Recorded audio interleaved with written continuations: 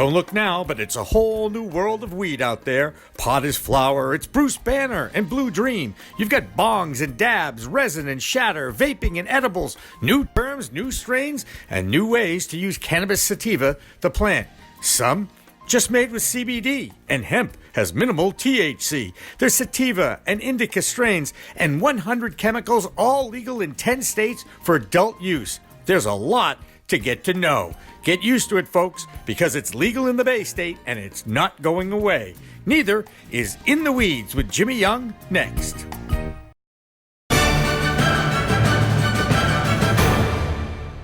Revolutionary Clinics is just one of 49 medical cannabis dispensaries in Massachusetts, but there's a reason why it's one of the most popular. It's their patient-first philosophy.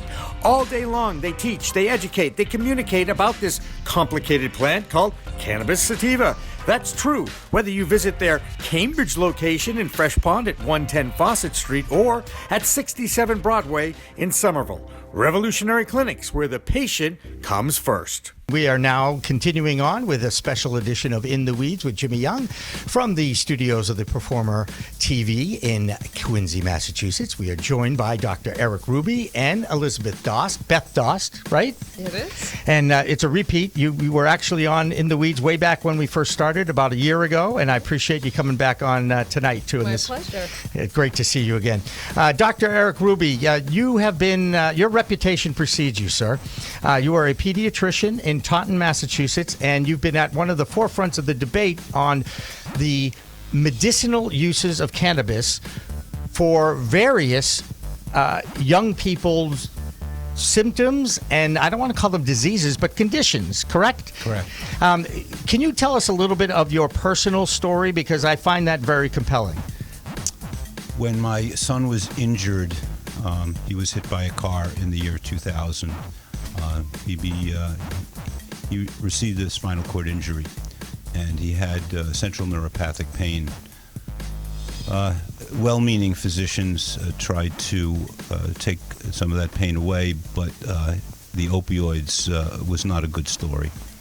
And he was very depressed about his situation, physically, mentally, emotionally, and he found cannabis, and he was able to wean himself off of all his opioids, and his central neuropathic pain is still there, but it is significantly helped.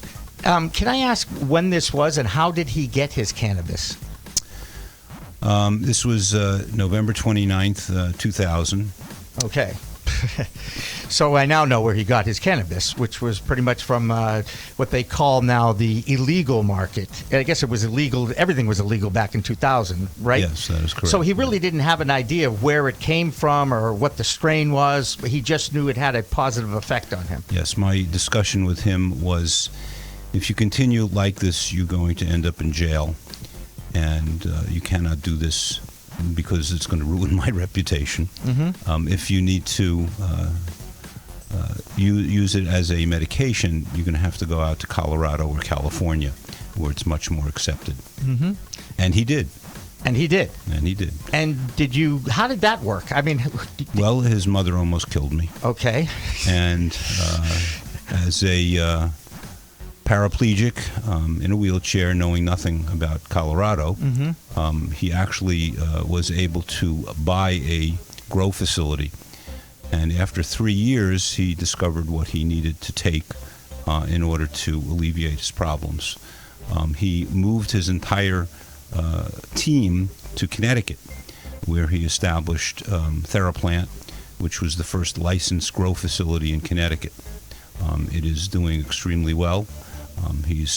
Connecticut is still all medicinal. He gives talks, he gives lectures, he educates the population. He's expanded from 60,000 square feet of grow facility to 80,000 square feet. So wow. He's doing quite well. He's married, has children, has a wonderful home. That's incredible. Has a nicer car than I have. That's incredible. And I can imagine the challenges between you and your wife to just try to balance everything. Well, it definitely was.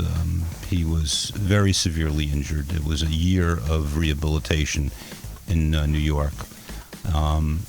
He went to the same place that Christopher Reeve was rehabilitated in the Burke Hospital in White Plains. But the challenges emotionally, physically, financially for a spinal cord injured person that's how I got involved in the spinal cord injured community. And I'm head of Massachusetts Walks Again. We have an event at the State House every year, Spinal Cord Injury Awareness Day, which will be September 18th this year. And we've raised $2.5 million this year for grants to cure spinal cord injury. I'm going out on a limb thinking you probably know who Travis Roy is. Good friend of mine. So he's an old friend of mine. Okay. And I was there that night. Wow. And I know Lee, the dad, because I worked in Portland, Maine for 11 years. And I remember when he was a stick boy for the Maine Mariners. Well, if the viewers have not read 11 Seconds, they need to. Yes, it's a great book. Absolutely. E.M. Swift, isn't that the writer, Ed Swift? I don't know who No. I'm 100% sure on that one. Was a writer for Sports Illustrated, and 11 Seconds is a great read. Travis is very modest, but Travis is a very good person. Yes, he is. And he does lots for the spinal cord injury. Well, the next time you see him, please tell him that you hung out with Jimmy Young for a little while and watch his eyes light up too. Because he used to come on the sports talk show for kids that I won an Emmy for back in the day on NBCN. So I hate talking about myself, but in this particular case, I enjoyed it because I love Travis Roy too. Beth, tell me what you're up to now these days, because when we last talked, you were involved as a clinical science officer. I know you're a registered nurse and a senior healthcare executive. Tell me a little bit more about what you're doing. Well, so I'm continuing to function in my role as the clinical director for the Massachusetts Patients Advocacy Alliance. And so that's a continuation of making sure that patient rights are protected in the state of Massachusetts. Because as you know, of course, the program was built on the patients. And so that continues to be a fight. It continues to be a fight. And we continue to forge ahead. And the legal initiative has not deterred the patients because of all the marginalized. It is the patients that are the most marginalized and the ones that suffer. So I really have taken on suffering as being one of my key components to my message. I do quite a bit of public speaking. On suffering, and I'm working with a couple of startups that. One is a wellness company, and then the other one is actually called the Weejits. It's a filtration device for smoking flower. So they're launching pretty much this week, and so it's just better ways to consume that are cleaner, healthier, and better for patients. Yeah. And anyone else that decides to. I go on and I speak about cannabis as being a health and wellness enhancement element. And just like a daily vitamin. And when Raphael Mechoulam said that it should be as available as aspirin, at first I thought, I don't get this because it was not my culture. But then now, about 8-9 years later, I think it should be as available as aspirin. Yeah, and you know what? We're starting to break down the stigma and the barriers that are out there. I've had a medical card in Massachusetts since the inception of the program. I have chronic pain. I've had 4 surgeries in 20 years, and I hate to show my fingers to the camera, but they're kind of gross, and that kind of explains some things to people. It's all I had to show Dr. Bob Walker when I needed my card. I go, do I really need to explain what's going on here? Okay. And it's osteoarthritis. That being said, one of the first things I wanted to do was not smoke it anymore.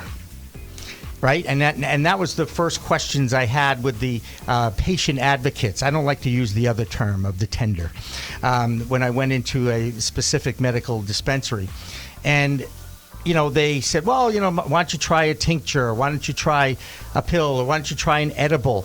And I said, edibles, well, I've never had any effect of edibles, over the years, or whether it be hash brownies or whatever they were, never had any effect on me. And then he gave me the chunk of chocolate, and it was too much, to be honest with you guys.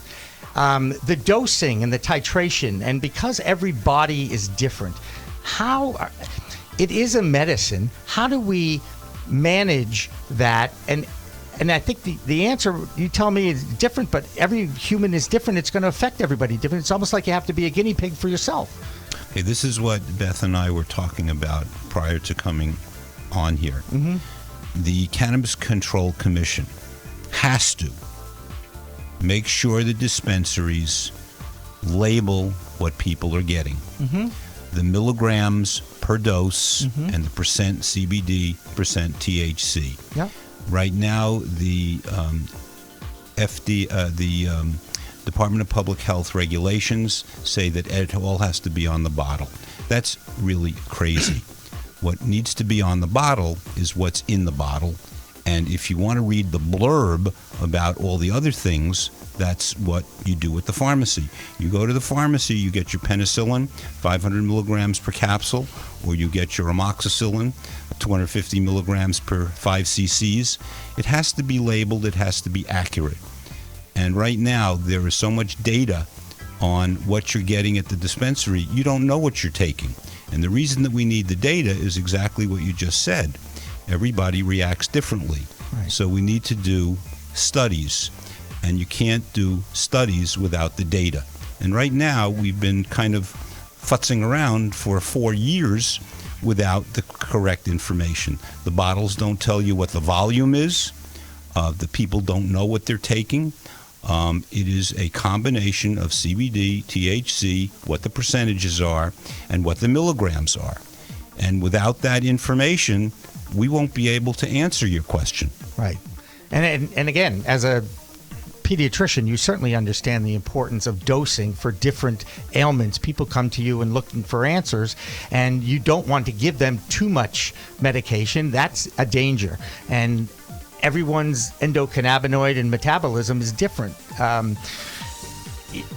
Everybody comes back to research, and of course you can't get grants for research until it's federally decriminalized and descheduled.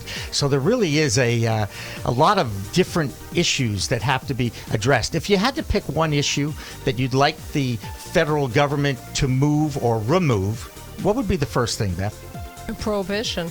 Just get rid of it. Just deschedule cannabis. It should never have been scheduled. It was kind of a placement issue under Nixon administration, and it got placed in Schedule 1, and there it stays. And so it has to be descheduled. And there have been attempts to schedule it as a 2 or a 3. That's not good for patients. It's a plant. Plant medicine's generally not scheduled. Right. And so it's a botanical. And as Dr. Ruby was saying, it's so important because I was listening to Dr. Steven Stein out of Florida, and he was talking about cloning. And he had 6 clones from one mother plant, and they were grown under different conditions, and they were all different from each other. So when you find out what works for you, the labeling is so important, because AC/DC or catatonic in Massachusetts, you're visiting your friends out in California and you figure I'll just buy my medicine in California. You go to buy AC/DC, it's not the same thing that you're taking in Massachusetts. So you really need to know that information that's on the label in addition to the terpenes, because the terpene profile, I think, has a tremendous effect on how patients feel. I was talking to Chief Science Officer at Alternative Compassion Solutions, a kid by the name of Chris Liska. You're smiling. Do you know Chris? I don't, but I spent 3 hours in Salem yesterday going over the science and the chemistry and saying that in order to get rid of the stigma, we need to make sure that people know that this is safe. And to answer many of the other questions, if the product is safe, if you're getting what they say you're getting, then we can do appropriate science. There need to be double-blind crossover studies. There need to be epidemiologists involved. We have to get rid of the stigma. And it's a multiplicity of problems. Yes, descheduling is part of it. I am not sure whether it belongs in 2 or its own category. There have been some debates about that. Getting rid of the decriminalization is very important. Having the banks be able to lend money to the grow facilities and the dispensaries, and for people to be able to use insurance to be able to get this medication.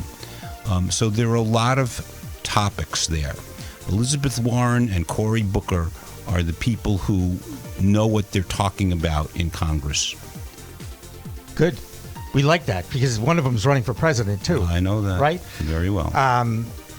Back to, I come to you with I'm going to give I happen to know that this story exists, and I mentioned Chris Liska because I'm friends with Alternative Compassion Services down in Bridgewater, and they had a young couple come to them with a 3-year-old child on the autistic spectrum that suffered from seizures and was not verbal. They brought in a recipe and that they had discovered online that worked, and they brought it in, and Chris created this product back in the old days of compounding medicine. So he's compounding using cannabis. Sure enough, the child now is taking it 6 months later. Seizures have ceased. He's becoming verbal. He's more, his behavior has calmed down. This doesn't surprise you, does it? Not at all. I've had too many cases like this. That's amazing to me. And is it easy for these people to come to a doctor? And I mean, how does that happen? You know, tell me. You're looking at me like I'm a... Well, right now in Massachusetts, it's extraordinarily difficult. Still. Yes. Now, you can get your CBD. Yep. But you have to make sure your CBD is broad spectrum CBD. Mm-hmm. So we're talking Charlotte's Web. We're talking Simpson's Oil. Yep. We're talking Haley's Hope, Palmetto Oil. We're talking a CBD that has 0.3% THC and terpenoids. Right. You can do it that way without getting certified and getting a card through the Cannabis Control Commission. However, if you want to get the THC to be a higher percentage and more milligrams, right, you have to get the card. And the only way you're going to get the card is to find a pediatrician who will certify you. As a caregiver? Or as a patient? No, that person comes to me as a patient. Gotcha, okay. And then has to see a second physician, which is an impediment. It is one thing to be safe. It is one thing to be regulated, but to be over-regulated and so safe that you become obstructionist, that's a problem. And that's what's going on in Massachusetts. And that's what's going on. That's not right. I don't like that. And when we talk about these type of situations, what we're talking about is over and over and over again we see it work, and yet it gets harder and harder, and it's still harder for patients. It hasn't gotten easier. It hasn't gotten easier since I started in this business in 2012. It's just we have more dispensaries, we have better access points, we have more access points, but the patients still have to register, they still have to fill out the form, it has to go to the CCC, has to be issued to them, and then they can go into the dispensary, and then the fun begins where they're starting to pick their products that work for them.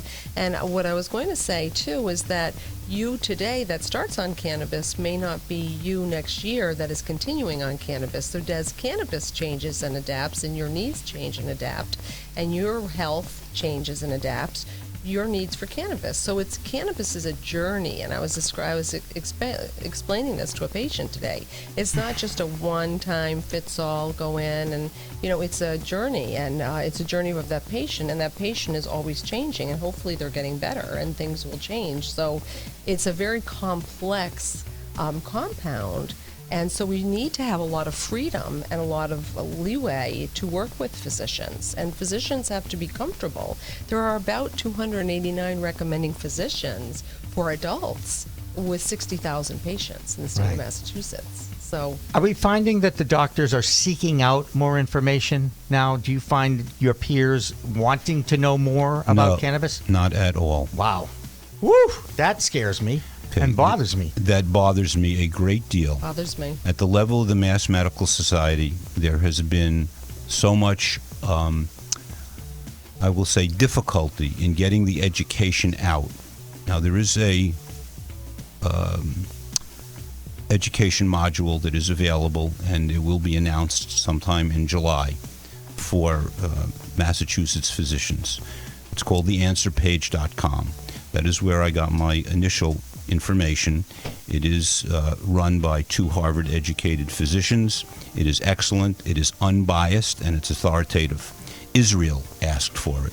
It is what is used in New York. New York asked them to put it together. Pennsylvania asked them to put it together.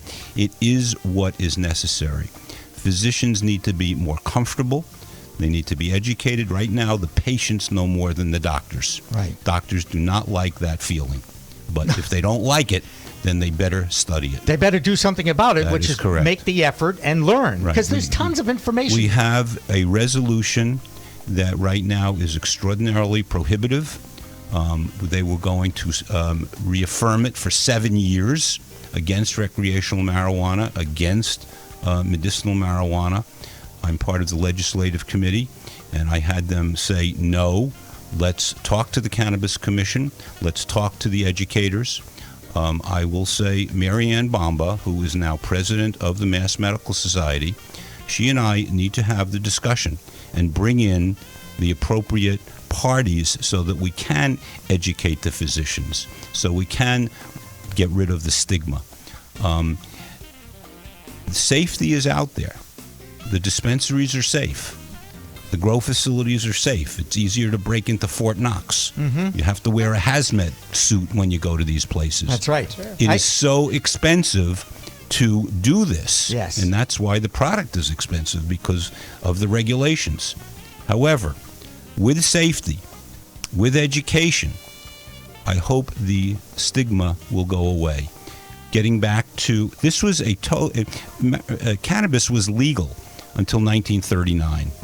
And LaGuardia put out a report in 1942 that said this is a public health matter. This is not a science matter. And in 1972, Nixon had a Schaefer report, which said this is a public health matter. This is not a science matter. The data is out there. We have so much more problems with alcohol, with tobacco, with guns, and with opioids. Money talks. And I'm afraid dictates policy, too. And it seems to dictate policy. And I think that if the government was truly out for the benefit of the people they govern, it's supposed to be of the people, by the people, and for the people, not just the 1/2% who run Wall Street. So I may get some flack on that, but actually I support the people. And I think that, and I champion that, and that's why everybody loves you, by the way, because everybody I mentioned that you're coming on the show. Talk to my wife about that. You know what? I got to tell you, what the two of you have gone through, and you're still together, is an awesome thing. Yes, we are. That's an awesome thing. 48 years. Because parenting and a long relationship are the two toughest things you can do. Absolutely. On this earth. And to have a child go through the trauma that he went through, and the fact that you guys are still, I mean, God love you both. My wife became a PhD in psychology to understand what the issues were dynamically with him. My daughter became an Ironman, dedicating her PhD in female endurance athletics to him. Ironman, Hawaii Ironman? She's been there. Wow. And we've been there. Wow. Yeah, that's fantastic. Thank you. I have to talk about my family. No, you should. Beautiful family. Well, you should be. My goodness, you should be proud of your family. You guys have been great. I mean, this show is going to keep going, and you are always welcome into my studio in Wellesley at any time to come out and talk, especially if you need an audience, if you catch my drift. We'll be happy to share your thoughts and your opinions with those people as well. Beth, as always, thank you so much for coming in today as well. We're going to keep this show moving, and we have other guests to get to. I do know that we have that story about that young couple that went to Alternative Compassion Services, and Stephen Werther, who is the president there, is a childhood friend of mine, and he's going to give us that story as we go to a break. But for both of you, quickly, do you have anything you'd like to plug? Anything else you would like to say before we say goodnight for now? Patients need to be transparent with their physicians and say, please learn about cannabis. Learn about it through the answer page. Have the Mass Medical Society endorse this. We need to get it out there so that people feel safe and people feel educated. That's what it's about. Beth, last plug? My last plug is that I think the lack of available safe cannabis is the largest international health problem that we see right now. And I also feel that we are very comfortable in the United States with people being uncomfortable. And so those who suffer are very marginalized in this country. And we need, those of us that have a voice need to stand up for those that suffer and don't. Well, I am more than willing to give you an opportunity to have that voice at any time on Pro Cannabis Media and on In the Weeds. Both of you, thank you so much for coming in at night on a Thursday night here in Quincy, and I appreciate your time. Pleasure. You're welcome. Thank you. All right, we're going to have much. more of this show coming up in just a little while. Don't go away. Husband and wife come in, parents local to the Bridgewater area, not to Bridgewater necessarily, but local to the Bridgewater area, came in. Their 3-year-old son had a number of problems. It was on the autism spectrum, had seizures, and from all of these things, he was basically having seizures. He had been verbal and had become nonverbal, and had become quite agitated, and also had an eating disorder.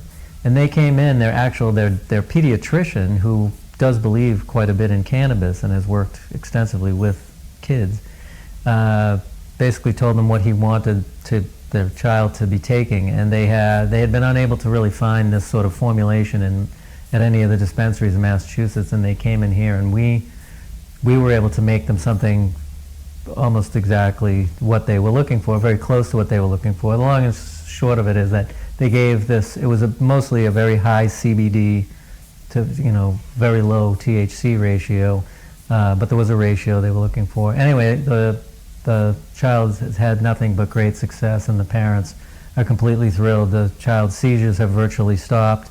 The child became less agitated and started talking again, and now, because for a long time they couldn't even eat with him at the table because he would get too agitated. Now he's eating with the family again. His appetite is up. He's become verbal again, and it's like a miracle, really. And when people say, well, you don't have any proof that this stuff works, well, for me, that's all the proof that I need to see that this medicine is helping this.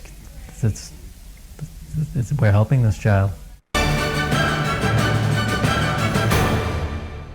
Revolutionary Clinics is just one of 49 medical cannabis dispensaries in Massachusetts, but there's a reason why it's one of the most popular. It's their patient-first philosophy.